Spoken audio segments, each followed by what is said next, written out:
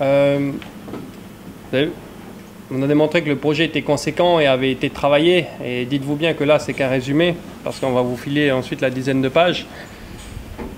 Mais si on doit retenir une idée, c'est que Génération ANC, on souhaite passer à autre chose. Voilà, on souhaite passer à autre chose.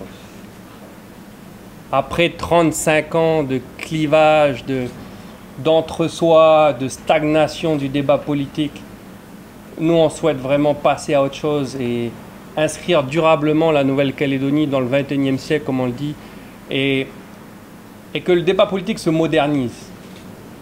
On a voté 3 fois non, avec un corps électoral gelé. La Calédonie, elle est française.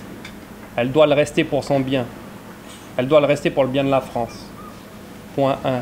Point 2, la Nouvelle-Calédonie, elle doit sortir de ce débat indépendantiste, loyaliste, comme on l'a dit. On ne va pas rester là-dessus encore des décennies pour nos enfants, pour nos petits-enfants. On n'avance pas avec ça. Et le troisième point, c'est qu'enfin, qu'on arrête de parler de communauté dans notre pays, qu'on arrête de parler de Kanak, de Caldoche, de Wallisiens, de Futuniens, de Javanais, de Tahitiens.